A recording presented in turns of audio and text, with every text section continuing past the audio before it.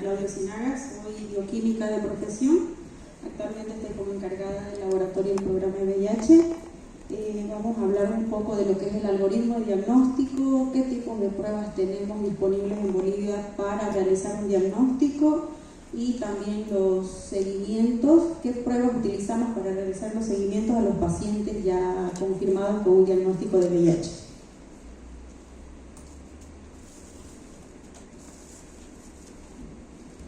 Vamos un poquito con el historial de los diagnósticos en Bolivia. Teníamos una guía en el 2011 donde nos decía que para un diagnóstico de VIH primero se tenía que realizar una prueba rápida. Al obtener esta prueba rápida reactiva pasaba a una prueba confirmatoria inicial, que era una prueba de ELISA. Una vez obteniendo un ELISA reactivo pasaba a lo que es la prueba del Western blot, que solamente existía en 3 departamentos del país y en 3 laboratorios, y recién después de confirmar bajo Western blot podíamos decir que el paciente era VIH positivo, lo que demoraba entre mínimo 3 meses en entregar el resultado al paciente. Teníamos 3 meses de espera. Entonces, a partir del 2016, el Programa Nacional, junto con INLASA y la red de laboratorios, con el apoyo de la OPS y el CDC, validaron el nuevo algoritmo de diagnóstico, que es este que lo vemos a continuación, donde es bastante simplificado. Tenemos siempre la persona que requiera la prueba, porque ya en consejería vieron que tiene que ser voluntaria, que el paciente decida si realizársela.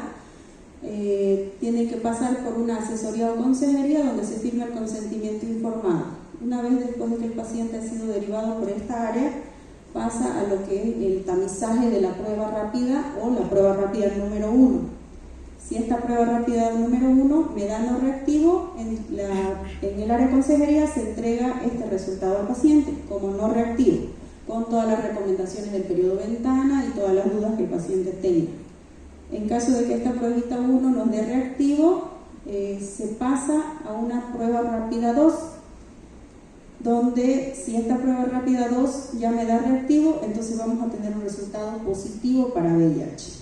Es decir, la suma de estas 2 pruebas rápidas de diferente marca y diferente característica nos dan reactivas, ya podemos decir que el paciente se ha confirmado para VIH.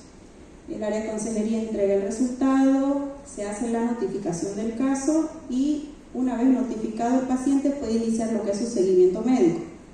En caso de que esta prueba rápida número 2 me dé un resultado no reactivo, necesitamos una prueba de desempate, que sería el método de ELISA. Solamente en estos casos de discordancia entre la primera prueba reactiva y la segunda no reactiva, vamos a pasar al método de ELISA. Ahora, en el ELISA sí tenemos un resultado reactivo, ya podemos igual interpretarlo como resultado positivo y emitir un diagnóstico y lo mismo, entregar el resultado, notificar el caso e iniciar el seguimiento médico. Si en el caso de que el ELISA me dé no reactivo, ya se reporta como negativo para VIH y se entrega un resultado y se le da la consejería. Ahora hay casos en el que el paciente aún se encuentra en una etapa de, como saliendo del periodo ventana en la seroconversión, entonces vamos a tener lo que es el ELISA indeterminado, no tiene todavía la cantidad suficiente de anticuerpos para poder positivizarlo. Entonces se emite un resultado como indeterminado y se pide repetir la prueba de ELISA en 30 días solicitando una nueva muestra al paciente. Ahora, las características y qué tipos de pruebas tenemos disponibles. Para los métodos diagnósticos tenemos 2 tipos de pruebas: inmunoserológicas o pruebas indirectas y moleculares o pruebas directas. Como indirectos tenemos las pruebas que nos detectan anticuerpos, es decir, la reacción del paciente en contra del VIH. La prueba rápida número 1, que tiene que tener una sensibilidad del 99.8 y una especificidad mayor al 98%, es decir, tiene que ser altamente sensible, es la primera característica de esta prueba. ¿Cómo se reporta una prueba rápida de tamizaje? Siempre se debe reportar como reactivo, no podemos decir ni reactor ni positivo, el término adecuado es reactivo. Esta prueba es la que realizan todos los centros de salud de primer, segundo y tercer nivel como tamizaje de prueba de VIH. Ahora, indistintamente de la marca, porque el Ministerio de Salud nos recomienda una marca que es la que tiene que ingresar en el algoritmo. Ahora, como pretamizaje se pueden utilizar distintas marcas, pero ya para ingresar al algoritmo diagnóstico tenemos que usar las pruebas oficiales que nos da el Ministerio de Salud. Entonces, ya teniendo un resultado reactivo con la primera prueba, vamos a pasar a la prueba 2, que tiene las características de alta sensibilidad y alta especificidad. Estas dos características le dan como que le confieren el poder de poder diagnosticar un VIH. Al tener la segunda prueba reactiva, entonces ya vamos a tener el diagnóstico positivo, como les expliqué. El ELISA tiene que tener características de 100% de sensibilidad y mayor a 98% de especificidad. También se interpreta como positivo y actualmente solamente estamos realizando los ELISAs para confirmación de discordantes en CDVIR y en CENETROP. Como métodos directos o moleculares, hablamos de los PCR.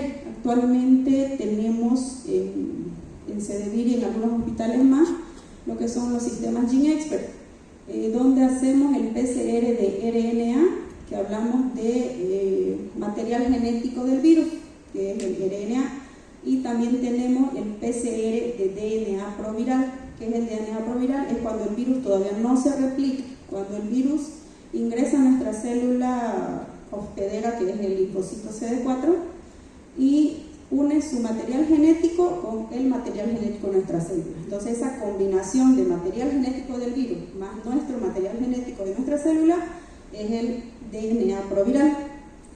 El primero que detecta RNA es cuantitativo, nos va a cuantificar cuántas copias por ml tenemos del virus ya replicado y la vamos a usar para el seguimiento de PBBs. La prueba de DNA proviral es cualitativa, solo nos va a decir si hay presencia o ausencia, o también se utiliza el término detectable o no detectable y se utiliza para los diagnósticos de menor de 18 meses y mujer embarazada. Los métodos directos tienen la garantía de que son 100% sensibles y 100% específicos, es decir, tienen una alta precisión. De las pruebitas rápidas, entonces, tenemos estas dos líneas que son las que manejamos con el Ministerio de Salud. La primera prueba rápida es la línea Abbott Determine, que detecta HIV 1 y 2, es la de tira. Y la segunda prueba de confirmación es la pruebita Unigol de la línea Trinity Biotech. ¿Cómo funcionan estas pruebas inmunocromatográficas de flujo lateral? Viene la tira y tiene aquí abajo una membrana de nitrocelulosa. Esta membrana de nitrocelulosa tiene 3 almohadillas. La primera almohadilla dice sample PAT, es la almohadilla de la muestra. La segunda es la almohadilla del conjugado, dice conjugate PAT, y la absorbent PAT, que es la última. En la almohadilla de conjugado PAT está el conjugado de detección, que es lo que nos ayuda a tener la coloración que tenemos, las líneas que vemos en las pruebitas, que son rosadas a veces o rojas, es gracias a ese conjugado de detección. En la prueba número 1, este conjugado se llama coloides selenio antígenos. Entonces nosotros al agregar la muestra, va a tener anticuerpos del paciente. ¿Ya? Se va a unir al conjugado, unido al conjugado luego va a seguir recorriendo. Al llegar a esta parte está lo que es el antígeno anti-VIH. Entonces, si el paciente tiene anticuerpos anti-VIH, se va a unir también ahí junto con el conjugado de detección y van a formar una línea roja.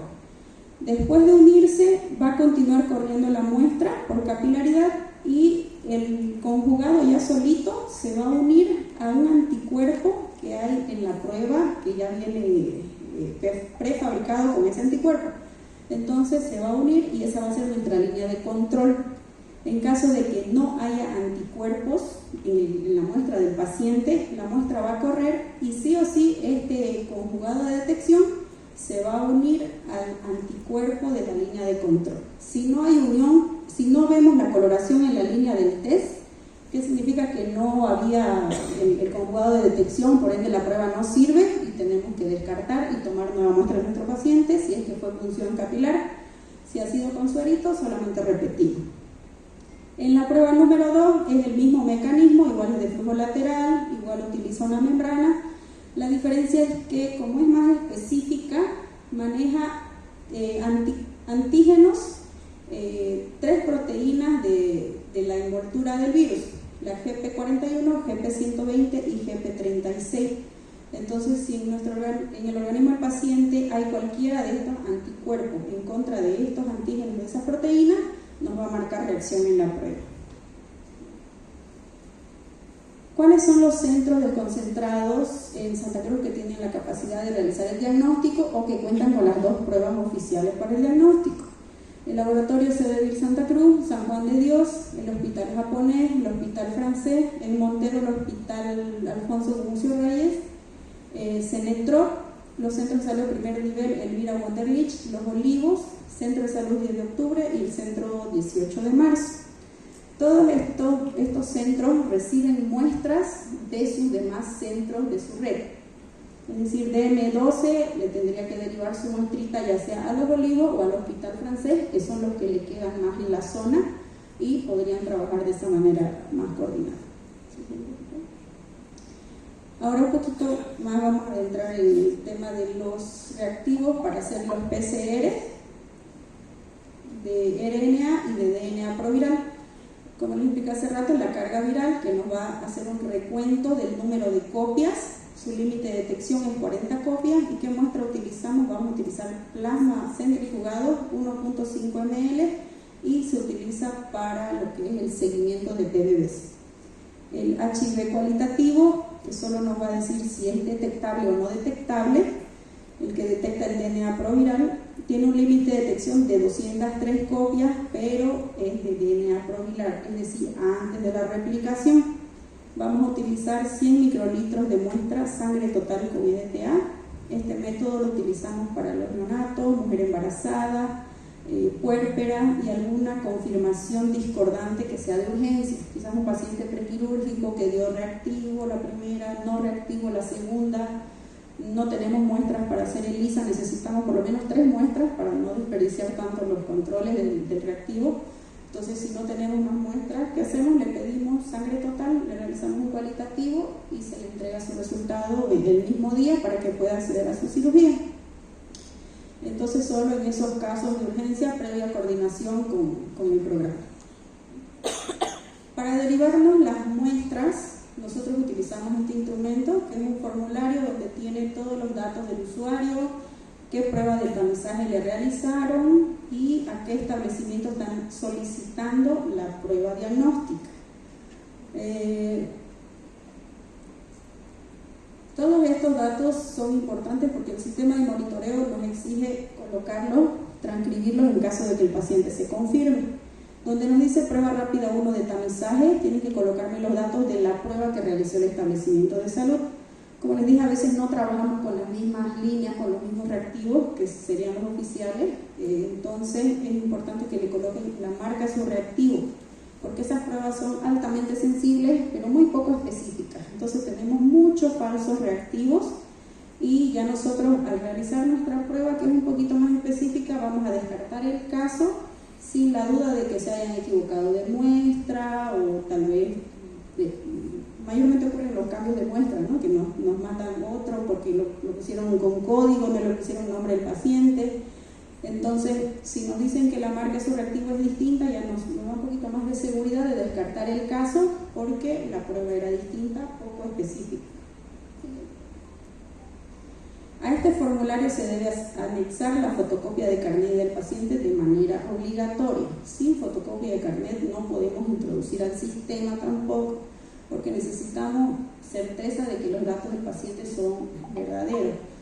Antes se metía al sistema los datos sin carnet y tenemos bastantes pacientes que se han cambiado los nombres, las fechas de nacimiento. Entonces, por eso ahora copia fiel del carnet para poder meter al sistema. ¿Sí? ¿Qué muestras requerimos para realizar el diagnóstico? Necesitamos suero sanguíneo, 500 microlitros. Puede ser conservado a temperatura ambiente 24 horas, refrigerado 6 días y congelado 6 semanas. El resultado de diagnóstico se mete al sistema de monitoreo en 24 horas. Los centros que les mencioné hace rato, todos cuentan con el sistema. Entonces, en caso ellos me deriven un discordante al programa y yo les diga, ¿no?, que tal día voy a hacer ELISA, ellos, si yo lo subí al sistema en el turno de la mañana, ellos más tardecito, tipo mediodía, ya lo pueden revisar en el sistema e imprimir, porque todo se sube en línea y todos los centros que tienen acceso pueden descargar los resultados, imprimir y entregar a sus pacientes. En caso de discordantes, siempre se coordina con los centros de salud, se les informa. Los que nos derivan directo para primer prueba se coordinan. Los que realizan ya primera y segunda prueba, ellos ya nos mandan el formulario rellenado y como que notando que es un caso discordante, y ellos saben que va a demorar a lo mucho una semana, que es lo que tardamos en recolectar las 3 muestras mínimas para procesar el ELISA. Ahora vamos a pasar al algoritmo de diagnóstico en mujer embarazada. Este algoritmo se utiliza tanto para la mujer embarazada, para las puérperas o también en caso de abortos incompletos. Se inicia cuando se realiza la prueba rápida a la paciente. En caso de tener un resultado no reactivo, se le da la postconsejería, se la reporta como negativa y se tiene que repetir en 3 meses. De manera obligatoria, a la mujer embarazada se le debe realizar en el primer trimestre y en el último trimestre. En caso de no haberse realizado ningún control, antes del parto, de manera obligatoria, se le debe realizar la prueba de VIH y de sífilis. En caso de que el resultado de la prueba rápida sea reactivo, se le debe dar una asesoría, ¿no?, de la prueba para decirle que posiblemente tenga un diagnóstico positivo. Se le debe asumir como positiva, no decirle directamente que es positiva, pero el médico debe asumir como positiva e iniciarle la terapia antirretroviral. Para antes de que tome el medicamento, sí, deben mandarla por laboratorio para una nueva toma de muestra, porque necesitamos realizarle a ella una carga viral o una prueba cualitativa. Mayormente usamos la prueba cualitativa porque es la que más específica para diagnóstico. Entonces, una vez derivada otra vez al laboratorio para tomarle una nueva muestra, ya el centro de salud nos va a derivar la muestra a CEDEVIR y ya la paciente con la muestra ya tomada puede iniciar su terapia. El resultado igual no demora más de 24 horas. Hay médicos que prefieren no iniciarle para no asustar a la paciente, porque yo creo que evalúan, pues, no, la situación de riesgo de la persona, si es su estilo de vida, no sé, ya de acuerdo a ese criterio, entonces ya está en decirle o no decirle que hay posibilidad de un diagnóstico positivo. Entonces, si la carga viral nos da no detectable, ya reportamos como negativo, y siempre con los controles posteriores, que se debe repetir en 3 meses. Si vuelve a dar reactivo en 3 meses, hay que repetir todo el algoritmo. Otra vez enviar muestra, realizar la carga viral o el cualitativo. No importa si es que ya hace 3 meses dio no reactivo, se debe volver a repetir la carga viral. En caso de ser positiva, si estaba con terapia se continúa, si no se le dio la terapia, se le inicia la terapia antirretroviral, se notifica el caso y se la refiere a un centro de atención para que inicie su seguimiento. Esta es la observación de que también se debe usar en caso de puérperas o pérdidas gestacionales o abortos. El formulario para derivarnos la muestra de la mujer embarazada tiene que ser el mismo.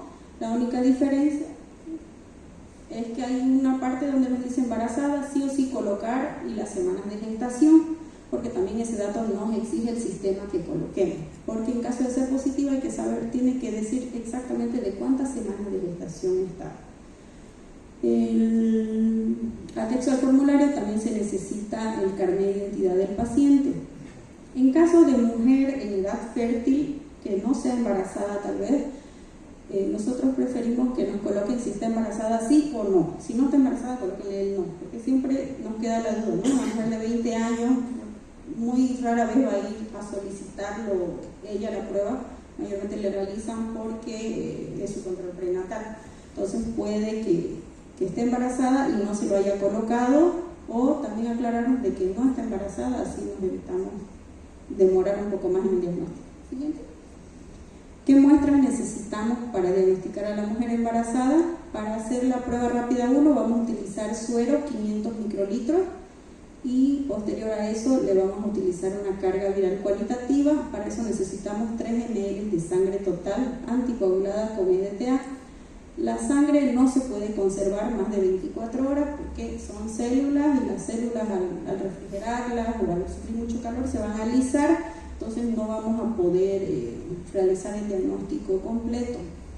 ¿Por qué utilizamos una carga viral o una cualitativa o un PCR para la mujer embarazada? ¿Por qué no le hacemos segunda prueba? Tienen bastantes anticuerpos heterólogos que causan interferencia, es decir, sus anticuerpos están muy alterados y no hay una confiabilidad en las reacciones de las pruebas rápidas. Es por eso que se realiza lo que es el PCR, un método directo que es, como vieron, 100% sensible, 100% específico y de alta precisión. También el diagnóstico está disponible en el sistema ya máximo 24 horas. Si se necesita el mismo día, quizás ya está en labor de parto y se necesita de urgencia, entonces previa coordinación o en el formulario le pueden poner que ya está en labor de parto, que necesitan de urgencia, se agiliza y si llega en la mañana la muestra, a partir de las 2 de la tarde ya lo pueden revisar el resultado en el sistema y ya van a tener el diagnóstico de la paciente. Este es un resultado emitido del algoritmo complementario. El algoritmo de las mujeres embarazadas y de los menores es un algoritmo complementario al algoritmo de la población en general. Como ven, están todos los datos de la paciente, qué tipo de población es, cuántas semanas de embarazo y al final nos dice un resultado final, en este caso fue positivo. En las observaciones se anota cuánta carga viral se le ha detectado. Como nos mandan 3 ml de sangre total, hacemos un cualitativo y posterior a eso centrifugamos y procesamos una carga viral cuantitativa también, porque es importante que se tenga una carga viral de base para así con un mejor criterio el médico va a tomar las decisiones correspondientes. Ahora, después de un diagnóstico positivo, el menor que vaya a tener esta mamá embarazada va a ser un menor expuesto al VIH. Entonces, para estos menores de 18 meses expuestos al VIH hay otro algoritmo. Este algoritmo es bastante robusto, como lo ven. Se clasifican en 2 tipos de riesgo. Tenemos los de bajo riesgo y de alto riesgo. Los escenarios 1 y 2 son catalogados de bajo riesgo, escenarios 3 y 4 de alto riesgo. Mañana ya lo van a ver a más detalle cómo clasificar, dependiendo de las características del parto del menor, estos tipos de riesgo, estos tipos de escenarios. ¿Ya? Como son de bajo riesgo, estos escenarios, a este menor se le deben de realizar las pruebas directas. No podemos realizarle anticuerpos porque hay una transferencia pasiva de anticuerpos, el menor tiene los anticuerpos de la mamá. Si le hacemos una prueba rápida a un niño de 1 mes o de 4 semanas, nos va a salir reactivo y lo vamos a asustar a la mamá y lo vamos a asustar como personal de salud. Entonces, en menores no es bueno hacer pruebas de anticuerpos porque no son anticuerpos propios del menor. Nos vamos a ir directo a métodos moleculares. Vamos a hacer una carga viral o un VIH cualitativo. Actualmente estamos utilizando lo que es el HIV cualitativo. La primera muestra se utiliza a las 4 semanas. Si nos da positivo o negativo, en cualquiera de los 2 casos, se repite a los 3 meses o a las 12 semanas de vida. Si en esta segunda carga nos da también positivo, tenemos la primera positiva, la segunda también, entonces se confirma que ha habido transmisión vertical. Se confirma el caso y se reporta y se notifica. En caso de que las 2 cargas me den negativo o no detectable, se confirma como negativo y se reporta el caso también. En los escenarios de alto riesgo, que son el escenario 3 y 4, las cargas virales tenemos que tomarlas más pronto. La primera carga se debe tomar entre el día 2 y el 7 de vida, es decir, dentro de la primera semana. La segunda se debe tomar expuestos, donde ven, se colocan los datos del paciente. El sistema no nos acepta ARN, no nos acepta bebé, tenemos que colocarle un nombre al paciente. Si no, se va a procesar. Nunca rechazamos muestras de bebés ni de mujer embarazada. pero no lo podemos reportar porque nos faltan esos datos que son importantísimos. La fecha de nacimiento, la fecha de toma de muestra, si es la primera carga o segunda carga que están derivando y qué estadio o escenario fue el parto del menor, porque eso también tenemos que catalogarlo para saber cuándo vamos a solicitar la segunda muestra, y también el sistema nos exige que coloquemos ese dato. Adjuntado a este formulario necesitamos la fotocopia de nacido vivo del paciente, también de manera obligatoria. Como no tienen carnet ni certificado de nacimiento a la semana de vida, entonces con el nacido vivo y el código que tiene, con ese dato vamos a introducir al sistema. También es importante que tienen que ir los datos de la madre. Con eso corroboramos que efectivamente se trate de un menor expuesto, porque los menores que no son expuestos al VIH, ellos sí deben confirmarse con el algoritmo de población en general, de primera y segunda prueba rápida. ¿Qué muestra requerimos? Entre 1 y 3 ml de sangre total. En caso de las muestras del primer mes o de la primera semana de vida, 1 ml de sangre total es suficiente para realizar la prueba cualitativa. Y en caso de que estemos hablando de un escenario 3 y 4 de alto riesgo con dos cargas, dos cualitativos positivos, ya solicitamos 3 ml de sangre total. ¿Para qué? Para cuantificarle la carga viral, porque ya con dos cargas positivas, la tercera ya tenemos que confirmarlo como positivo y emitir su primer control de carga viral ICD4, y con 3 ml de sangre total podemos realizar todos esos análisis. También el diagnóstico de los menores está disponible 24 horas, siempre se les da prioridad y de ser necesario también se puede emitir el mismo día, pero con previa coordinación o resaltando que es de urgencia. Este es un reporte del primer control que se le hace al menor. Como ven, se emite la carga no detectable, qué fecha, muy cualitativo, con sangre total. Resultado final nos dice pendiente, porque tenemos que hacerle 2 a 3 cargas virales para poder concluir un diagnóstico. Pero tienen que observar que donde decía no detectable, ese va a ser el resultado de su primer carga viral del menor. Todavía no podemos emitir un resultado final. Para derivar la segunda o tercera carga viral, deben adjuntar una fotocopia de este resultadito más el formulario. Ya no es necesario el nacido vivo porque ya lo hemos registrado al menor. Entonces con este formulario más, este resultado más el formulario, podemos ya hacerle un seguimiento, porque va a manejar los mismos códigos de su primer resultado, van a ser para el segundo y tercer reporte. Con ese código podemos hacer el seguimiento y darle continuidad al diagnóstico. Ya este es un resultado concluido. Ya no sale directo para colocar el resultado negativo. Cuando es negativo significa que ha tenido las 2 o 3 cargas virales no detectables, entonces no ha habido transmisión vertical durante esos 3 meses. Sí. Y al cumplir los 18 meses se le debe realizar una prueba rápida para la detección de anticuerpos. Con esto vamos a corroborar que ya hayan desaparecido todos los anticuerpos que la mamá le transmitió de manera pasiva, y ya el menor ahí totalmente se descarta que haya habido una transmisión hasta los 18 meses. Una vez ya terminado todo lo que es diagnóstico, voy a hablar un poquito de las pruebas que realizamos para los seguimientos a los pacientes VIH positivos. Utilizamos lo que es la carga viral y el recuento de CD4. La carga viral, como vieron, es un método molecular que nos va a hacer un recuento de las copias replicadas del VIH en el plasma sanguíneo. Como dice, necesitamos plasma sanguíneo para su obtención. Para eso se debe centrifugar 4.000 revoluciones por minuto durante 7 a 10 minutos. Como es una prueba de alta sensibilidad, entonces necesita que la muestra esté lo más límpida posible, y eso se logra con bastante tiempo de centrifugación. Se puede almacenar, si es que no lo pueden enviar en el día, se puede almacenar 5 días en heladera de 2 a 8 grados y se puede congelar hasta 60 días en la temperatura que es menos 20 grados centígrados. Menos 70 ya no hay ningún centro, yo creo que tiene esa temperatura, pero por ejemplo en CDVIR, como tenemos un excedente de muestras, siempre las tenemos congeladas, y a medida que se va procesando ya se va realizando se va descongelando para procesar. Para recuento de CD4 necesitamos sangre total, vamos a hacer un recuento de célula. La muestra que se necesita es sangre total con EDTA, debe estar anticoagulada y tiene que ser muestra fresca.